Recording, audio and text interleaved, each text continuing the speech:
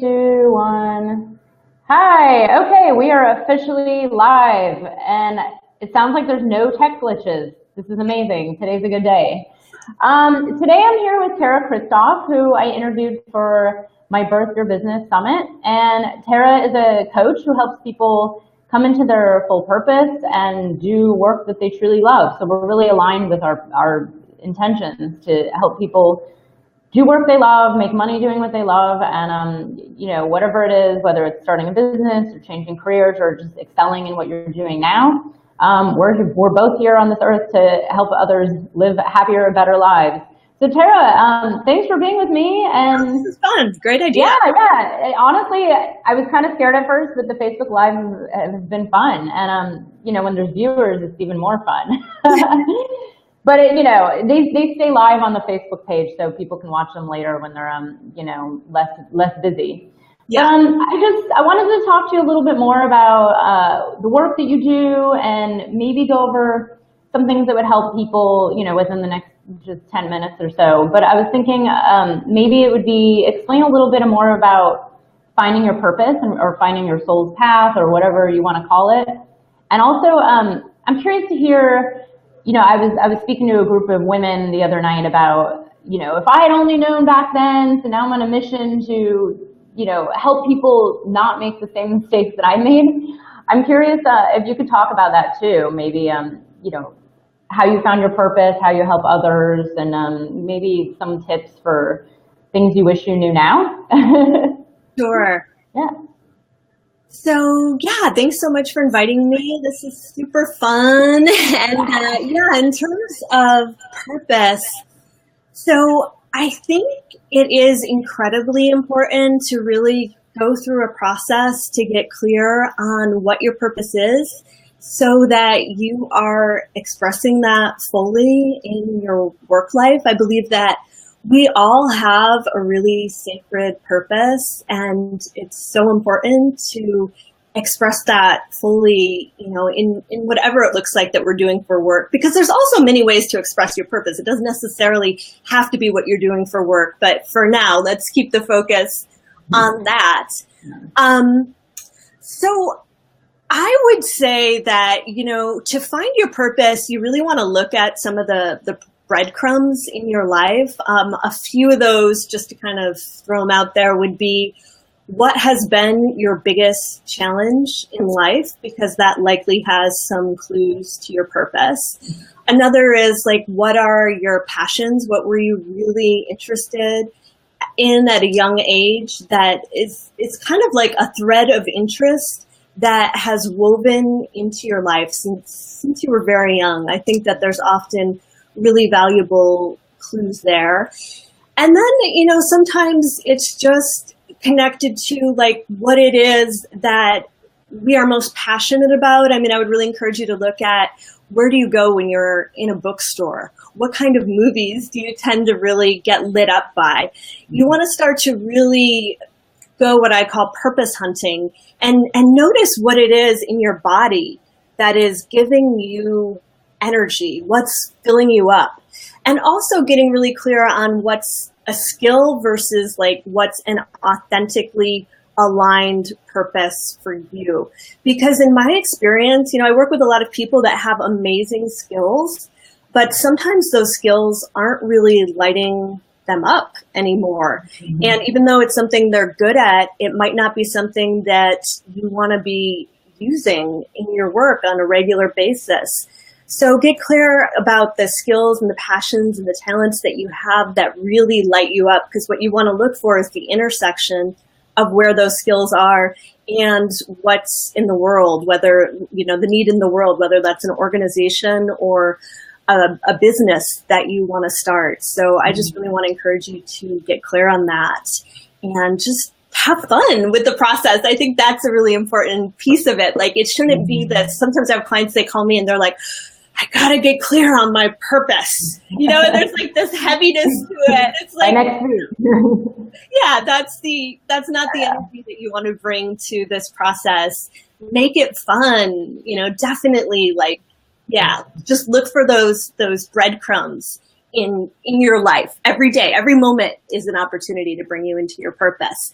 And, some of the things I wish I knew. So I always thought my purpose was to be a psychologist. And then I got horribly depressed. We might mention you have a PhD, right? I do have a PhD. I ultimately went back to school in a program that was a much better fit for me, not the original program that I started in, that was more diagnostically based, much more focused on pathology, and just wasn't right for me. So it was interesting, even though I love helping people and that's still a passion of mine, the actual form that it took wound up looking much more like coaching, because the piece that I love is helping people really see what their strengths are and connecting to their vision, like the highest vision that they have for their life and what it is they really want to create, and stepping into that. And of course that includes moving through those blocks, but I really want to say it wasn't necessarily an easy path for me to get clear on what my purpose was. I got really depressed. I took time off. I went to a retreat center.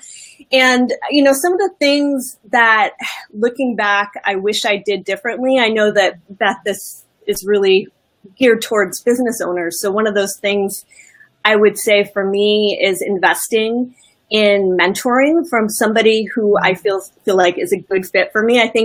I thought, I'm a really smart person. I could figure this out on my own. I could listen to this webinar and that webinar and kind of piece it all together.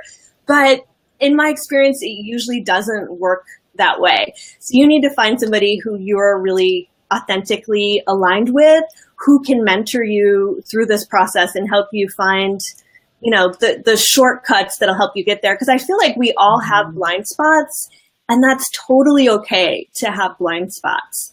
But you want somebody who can help you see what your blind spots are, what beliefs you have that aren't serving you anymore. So you can really start to shift. And that's another place I would encourage you to look at, is like, what are the beliefs that you have that may not be working for you? Because it's really hard to birth your business, or I often talk about it as stepping into your soul's work, if you're not aware of what is getting in your way.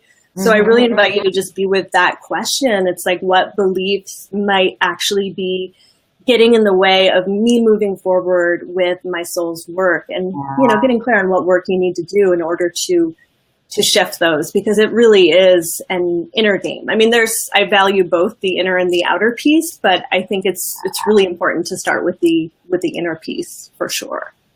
Inner is huge. Oh. I hear it. Do you hear the echoing? I'm not hearing it, actually. Okay, hopefully it's just on my end. I love what you say. It's so true. Even just last night I was with someone, and it's like I could see my old self in his eyes so much. It's he has a great job. He's probably really good at it. I was always good at what I used to do. Really good at doing it, but it was sucking my soul away, and there's no other way to put it.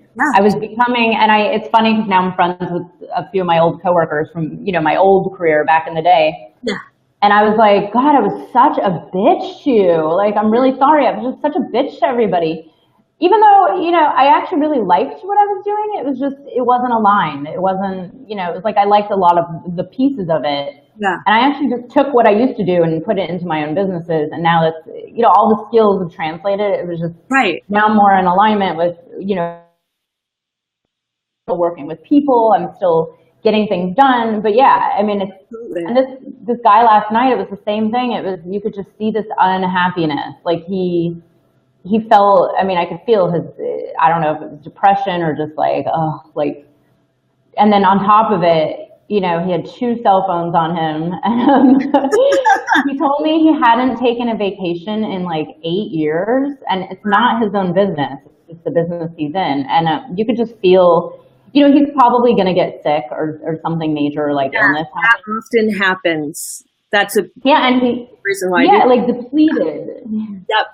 And not only that, but I hope he's not watching this, but he looked a lot older than he really was, And you could just see it in his face that something's not right, and it's just like maybe there'll be a blessing in disguise, right? Like something will happen, and it'll force him to go do what he really wanted to do. And he said he was actually in the middle of starting a nonprofit when he was in between jobs, but then had to put it on hold because he went back to working 24 hours a day. So, and I love what you say about the breadcrumbs, and also people, because I went through this too, where I was like, oh, what's my real purpose? What's my real purpose? Like, oh, I wish I was just told. But yeah, it does take time, and it takes, being honest, like, looking at all those breadcrumbs, like looking at what I wanted to do when I was a little kid, and what I used to do just naturally without, back when money and work wasn't an issue, when you're 8 years old and 12 years old, what are you actually doing? And it's funny because it's like a full circle. I've come back to doing what my original intention was to do when I was awesome. I love that. I know, but I'm like, I don't want anyone else to go through that. Like, totally. And you have me thinking too, just about this idea. I've been thinking about like the golden handcuffs that we wear. It's like with that guy, it's like, yeah, you might have a job that has a 401k or is whatever, you're paying the bills, but like, what's the cost to that on a soul level? Often it's just not really worth it. I mean, we only have so much time on this planet. Do we really want to spend like 80,000 hours of our life force energy on something that is not really using our skills and our talents to be in service in the way that we feel called to be of service in the world? And I'm sure. Yeah. Plus, we all know, I mean, there are, most of the people I know who are actually doing what they love and, living their dream job or whatever it is, business, they're doing pretty well, So I don't know where people get this idea that if you let go of the golden handcuff and actually do what you really want to do, that you're going to suffer and it's going to be horrible, like, totally. I don't know. It really wasn't that bad. I know. I get to choose my schedule, choose my client, give myself a raise. I mean, the benefits of being an entrepreneur are pretty amazing. Exactly. No, I really love what you say. Also, the breadcrumb thing, I think is something to reiterate, and just pay attention, pay attention to your body, like you said, what lights you up. I've gone through this myself. Last year, I took on this project, and I knew going in, it's not like it was going to be a moneymaker, but I was like, oh my God, that sounds like so much fun. It was so amazing. And you know what? It didn't actually produce me much money, but the amount of community and connections, people that I met, and people that actually came up to us at the end and said, wow, that was amazing. I didn't even know half these people, and now I know them. And we created this like larger, there's a Facebook group now. There's a more of an interconnected community. And I know, it's kind of like this karma idea. I know it'll eventually come back. Like the people that were all involved, like now we help each other out and everybody's reaching out to each other. And it's like, not everything has to be driven by, this final, everybody has this idea that there's this final end, like in the end is, either make money or whatever it is, get the next level. And it's not, it's the journey, right? It's absolutely. It is the journey. And my sense is probably what you did with that project was really aligned with your core values. And I think that's another piece of this conversation that is really important, is getting clear on what those values are and how you can design a business around them, because then you'll be authentically satisfied, on a skill level. Your work is going to be really meaningful to you. Exactly. Now I'm curious, one more question. In your work over the years with your clients, or even just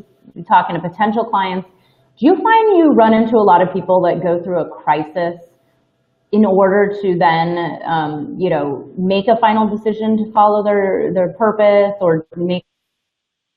Yeah. I mean, that's kind of what happened to me. It just happened to me like 4 times. I think. Is that what it takes sometimes? Is like major events? Often that is what it takes, but it doesn't have to. Like, so often it is like your body goes out on you, or your back goes out, or, sometimes it's a chronic illness, and sometimes it can be pretty significant where it goes when people are doing work that's not aligned for them. I mean, in my experience, it will almost always eventually manifest as physical health related problems. But if not, it'll be emotional challenges, or you'll find that your relationships are really suffering because you're not in work that feels, meaningful to you. I mean, just imagine like how your life would change if you're, watching this right now and you feel like you have those golden handcuffs, or you're in work that feels really draining for you. I mean, just imagine how your life would be different if you were to be doing work that was fulfilling for you. My sense is you'd probably show up differently with your partner, with your friends. You'd have a lot more spaciousness and generosity.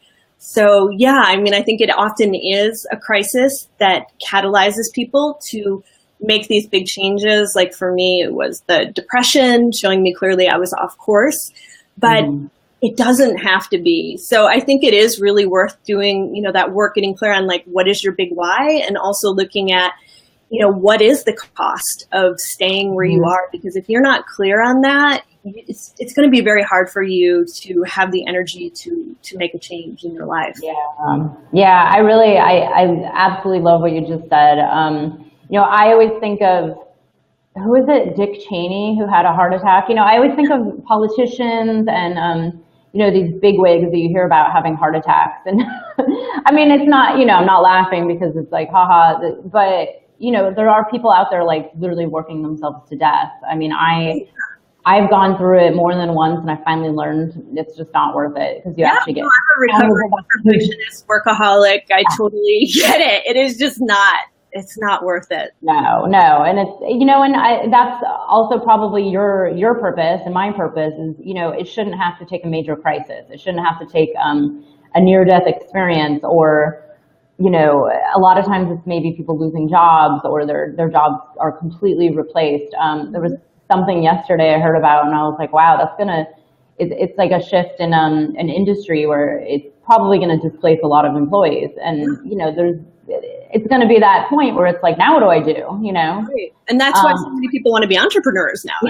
Yeah. It's like, we're all going to be kind of forced to go that way anyways. I mean, what do they say? 40% of the workforce is a solopreneur or entrepreneur now working. I've heard that. It's inspiring. Yeah. I mean, I'm excited by it because most of the people around me are doing similar things, and it's fun. It's like, yeah, if I really wanted to, I could take off at 3 p.m. and go do something whenever I want, and then I'll make up for it on a Saturday or something.